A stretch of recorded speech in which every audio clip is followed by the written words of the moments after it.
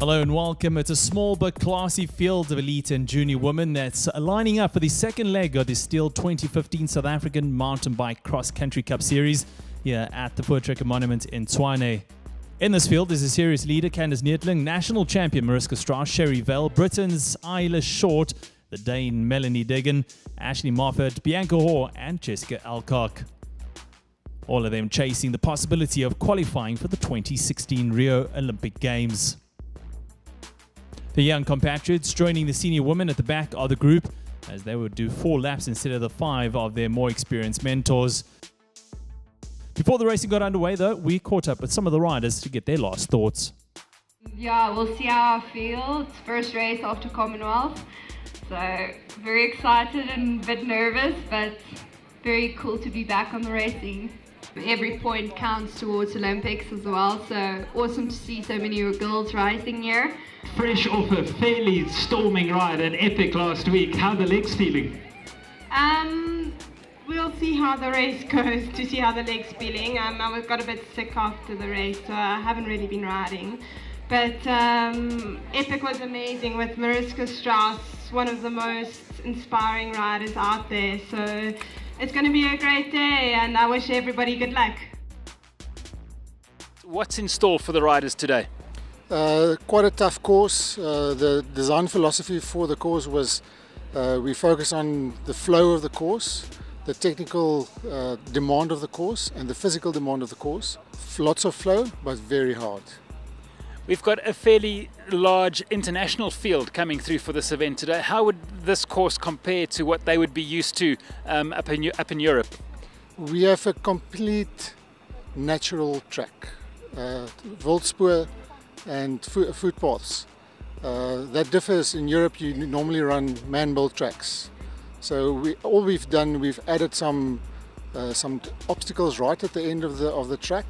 We call it the obstacle farm. And just having a look at the number of entries in all the categories today, cross-country definitely growing. Growing in leaps and bounds. We're fortunate in the sense that we can be part of the growing of the sport. And if I look at the entries, the number of entries, it's definitely one of the biggest races of the series that we've had in quite a number of years. Can we push you for any predictions on the elite field? I know a lot of the guys having just come off high endurance events like the Absa Cape Epic. What do you think is going to happen in that elite race? That's so difficult to tell. I'm not going to put my money on anyone. I'm not going to make any predictions. You know, if you have 100 riders in a race, you will eventually have 100 reasons why they haven't performed at their best.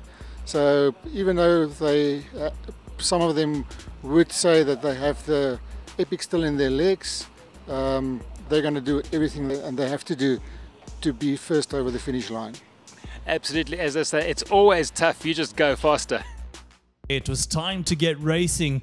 First off with the elite women setting out in their 5 laps of this arduous circuit.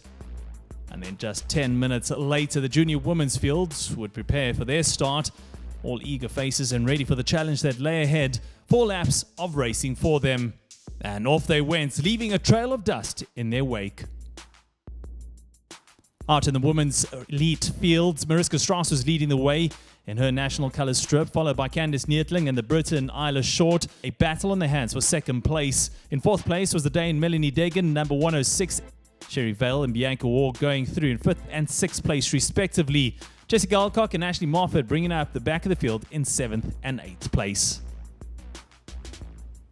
In the junior women's race, Frankie du Toit went out at a blistering pace, 18 minutes 29 in the first lap, which was just a second off the pace set by Mariska Strauss in the lead women's race. Genevieve Ankola went through this in 2nd place on the opening lap, almost a minute and a half slower than that of Frankie du Toit. Meanwhile, another mini battle was developing for 3rd place between Alexandra Mapston and Saffron Vosloo. But Sabrina van Wyk and Lynette Benson were not too far off in the battle for 3rd place. Back in the front again, it was all bunched up as Neertling, Short, Deggan, Vale and Hoare were still in pursuit of our race leader Strauss, who had opened up an 18-second gap after the first lap. Now it's back to the junior women's race. Genevieve Ankola was still chasing down the leader du Toit, who had opened up a commanding gap. Benson was up to third place, followed by Mapston and Van Wyk. Minay van Staden was back in the field, but fighting her own battles. At the top of the climb, with the Voortrekker monument in the background, Mariska Strauss was leading from the front in the women's field. At this point, there were 3 lines to choose between. Strauss taking line A, Neetling and Hoare deciding on line C and line A respectively. 2 internationals, Deggan and Short, still not too far off the pace in 4th and 5th. And it was still a long way to go in this 5-lap race. Now through the rock garden, let's take a look at our race leader. She handles this obstacle, no problems at all for Strauss. Hoare had to put in some psychological space between her and the series leader, Neetling. Not the best of lines for Candice there, and that allowed Sherry Vell to close right in. Our 2 internationals were beginning to feel the effects of the heat, but they were still not too far behind, or maybe they were just pacing themselves. It was beginning to look all too easy for Strauss as she found her groove and supremely dealt with all the difficulties the course had thrown at her. It was much of the same for Bianca Hoare, who was beginning to close the gap on Strauss out in front. Meanwhile, Vale was up to 3rd place on the 2nd lap, but a mechanical on the 3rd meant that she would be giving up a podium spot. Neetling, our series leader, was beginning to slip further back and into the field, but she was not about to throw in the towel just yet. Deggan and Short were matching each other pedal stroke for pedal stroke, as not too much could separate these 2 who had been together from the start. Back to the junior race, Lynette Benson was beginning to claw her way back through the field as she now had her sights set on Saffron Vosloo and had been in 3rd place at this point. Frankie du Toit was looking super motivated after missing the opening leg in Port Elizabeth. She was keen to get maximum points here in Tshwane. Alexandra Mapston was beginning to tire, but still had the energy to pick her right line through the rock garden. Problems for our race leader du Toit, who seemed to have damaged her chain, or maybe it's a real rear puncher. This allowed Van Coller to catch the race leader in the junior women's race. What bad timing it was for Frankie. In the elite women's race, Strauss was lapping consistently under the 20-minute mark in the first 3 laps. The course was littered with tough obstacles in the form of multiple lines, drop-off, rock gardens, jump gaps, and great single track sections, which our race leader Mariska Strauss was making her own playground. These riders would have spent a lot of time over the past 2 days mastering the course, making sure they know every single meter of the track so they would feel comfortable on this demanding circuit. Is that a smile on the face of Mariska Strauss, or is it a grimace? As one of the back markers kindly gives way to our race leader, Bianca Hoare, showing her skills on this rocky descent. Sherry Vale was in 4th place at this point, before a dreadful experience on the 3rd lap where she lost big amounts of time that allowed Candice Neetling to close her down to take over the position just outside that top 3. Isla Short all the time had been closing in on Vale, and Neetling going under the radar. The Briton was beginning to put in a serious effort for a podium place. As for our junior women's leader, Van Coller, she was also hurting, but knowing that she could pull off a great win today was all the motivation she needed to keep Frankie du Toit at bay. Back to the front now, as our elite women's race leader Mariska Strauss heads into another lap of their 5-lap race around this well laid out course at the Voortrekker monument.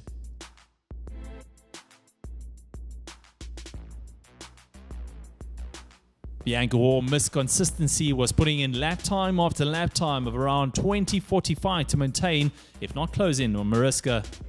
Ashley Moffat, 3rd in Port Elizabeth, was back in the field, holding down a disappointing 7th place by her high standards.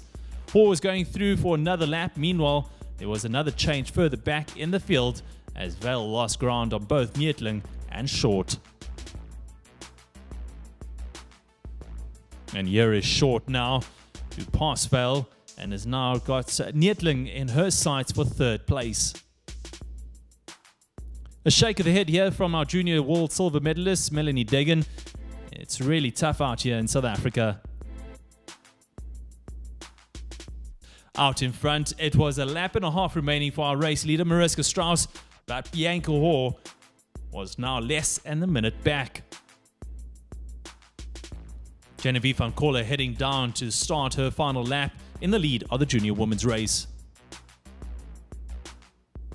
Here she comes now, Bianca Hoare in second place, and she's flying in pursuit of Strauss. Less than a minute the gap. Can she close in and take a famous victory? Through the tech zone for Frankie du Toit as she starts her final lap in the junior women's race, still in second place. Well, Candice Neethling was not looking herself as the cracks of fatigue were beginning to appear. Can she hold on for that final podium spot? Through goes our race leader, Mariska Strauss. And this is Short, who had been consistent the whole day, and she was chasing the series leader Neethling for that podium place behind Hoare and Strauss. Lynette Benson in shot now. She's heading for a third place in the junior women's race. Elle Cox still looking very comfortable despite her lowly position of 8th in the elite women's race.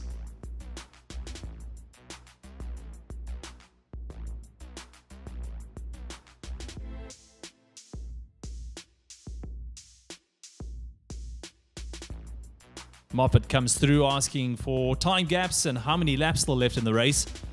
On the final lap of our junior women's race, leader Van Coller, she just needs to pick a line through this final few kilometers and victory was hers. Coming through Short, Vale, and the Dane, Degen. Junior Sabrina van Wyk goes through to start her final lap in 6th place. And there goes the junior leader Van Coller, second in the junior race, Frankie du Toit, and Benson in 3rd place. It's the start of the final lap for our race leader, Mariska Strauss, but look at this. The time gap is down to 20 seconds between herself and Hoare. Is this young KZN lass going to catch Strauss? Alcock and Moffat were caught up in their personal tussle for 7th and 8th place, respectively.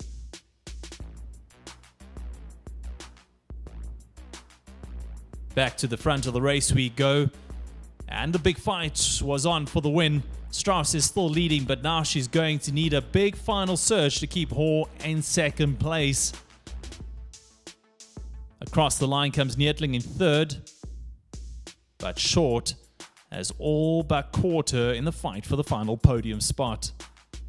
Down the hill comes our race leader, but she's very concerned though about Hoare, who's not too far back. A nervous glance over the shoulder to see where her rival is, and you don't have to look no further. She's right there.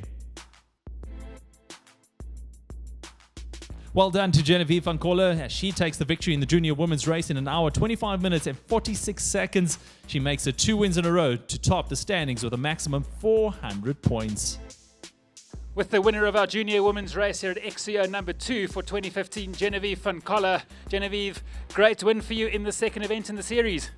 Yeah, I was lucky. Shame Frankie, her chain fell off on the 2nd lap, so she was battling to get it back on, so I think I just got lucky on today, but felt good, so yeah, and it's nice to win the 2nd cup. So. And once you got your wheel in front, just a case of holding on, or did you have a particular strategy to stay ahead of Frankie? Well, once you kind of get your nose in front, you kind of get a little burst of energy usually, so I just thought, okay, well, I've got a chance now, let me just knuckle down and try hold the lead till the finish, which luckily worked. Short had caught and passed Neethling in the fight for 3rd place, the Brit looking nice and composed, while the same can't be said about the series leader. Foot out of the pedal as she battles her way down this downhill section. No technical problems, just fatigue setting in. Back in the junior women's race, Frankie du Toit comes across the line in 2nd, 6 minutes and 13 seconds adrift of Van Coller. Short was up to 3rd place while the crowds were waiting in anticipation of the conclusion of the elite women's race at the finishing line. Neethling still in 4th place. The Dane Degen was in 5th, out on the course, but just behind her was Vale. Let's get Frankie du Toit's take on the junior women's race. Frankie du Toit, Frankie, things didn't go all your way out on the course today. No, first lap I felt so good, I was flying, then I came in on the 2nd lap from the back, and my chain started getting stuck and I couldn't go, I couldn't ride. Eventually I just ran and I eventually got it to work, I don't know how. And then last lap, I was catching again, and then I shut at my hub, and so my wheel was stuck and I had to run back to the tech zone to get a change of wheel. So more of a trail run than a mountain bike race today, but still hanging there for second place. Yeah, I felt good. The course suited me, so I had a good ride. Back to the elite women's race, and the battle for 5th place in Vale had overtaken Degen on the very last lap. But out in front, our race winner today was Mariska Strauss, who put in a fine final push for the line to hold off for the winning time 1 hour 14 minutes and 51 seconds. A great final lap, 20:30 that final lap. 16 seconds later though, comes across the line is Bianca Hoare, who is just not able to reel in Strauss, but what a great battle it was. Right, so folks, we're here with our elite ladies winner, South African champion Mariska Strauss. Things didn't go all your way today. No, I figured it's a little bit too easy, so I decided to get a flat, no jokes. But yeah, rocks kind of got me there at the, on my 4th lap, I think, and half of the lap I just rode on the flat. Luckily, we had spare wheels for me in the tech zone, thanks to my awesome team, Novus OMX. Great support out there, and quick change, and then managed to get back into it. Had a little pit stop, so rested. And yeah, no, well done to everybody out there. Bianca definitely gave me a run for my money, and just so nice to be back on the bike and racing cross country. Confirmation then of the results on the junior women's race. Genevieve van Kolle making 2 wins out of 2. Second place went to Frankie de Toy, Lynette Benson in 3rd, Saffron Fosselu and Alexandra Mapston rounding out the podium.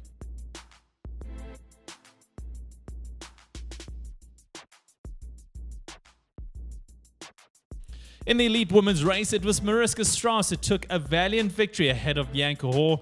Isla Short in 3rd place, Candice Neertling in 4th, with Sherry Vale rounding out the top 5 on the day.